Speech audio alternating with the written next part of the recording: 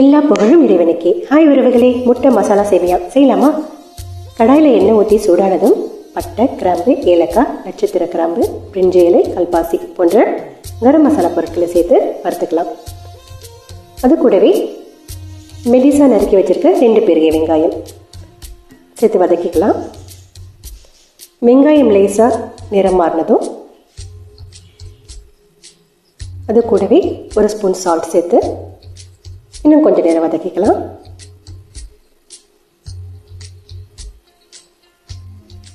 கூடவே 1 ஸ்பூன் இஞ்சி பூண்டு பேஸ்ட், மஞ்சள் தூள், கரம் மசாலா, மிளகாய் தூள் சேர்த்து வதக்கிட்டு மெலிசா அரிஞ்சு வச்சிருக்க 2 பழுத்த தக்காளி சேர்த்து வதக்கிக்கலாம். வெங்காயம், தக்காளி, இஞ்சி பூண்டு பேஸ்ட், மசாலா வகைகள் சேர்ந்து நல்ல ஒரு மசாலா பதத்துக்கு வந்த பிறகு 1 பேக்கெட் சேமியாவுக்கு 1 பெரிய கிளாஸ் அளவுக்கு தண்ணி, அதாவது 200 ml தண்ணி சேர்த்து மூடி போட்டு கொதிக்க விட்டுக்கலாம்.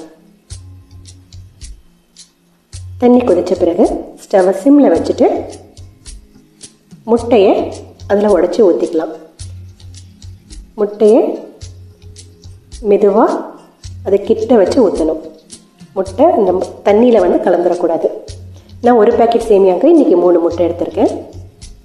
3 முட்டையும் வேறு வேறு இடத்துல ஒன்றோட ஒன்று ஒட்டாத அளவுக்கு மெதுவாக பிரித்து அந்த தண்ணியில் விட்டுக்கலாம்.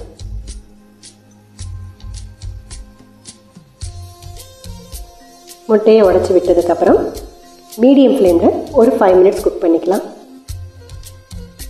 5 நிமிஷம் கழித்து முட்டையை மட்டும் தனியாக ஒரு பிளேட்டில் எடுத்து வச்சுக்கலாம்.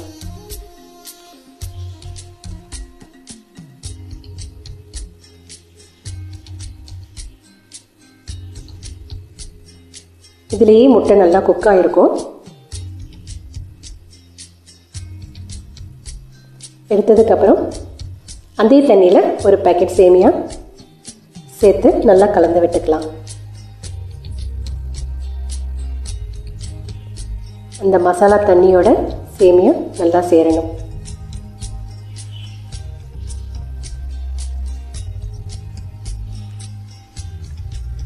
மசாலாவும் சேமியாவும் சேர்ந்த பிறகு தனியாக எடுத்து வச்சுருக்க முட்டையை அது மேலே அப்படியே சேர்த்துக்கலாம். சேர்த்ததுக்கப்புறம்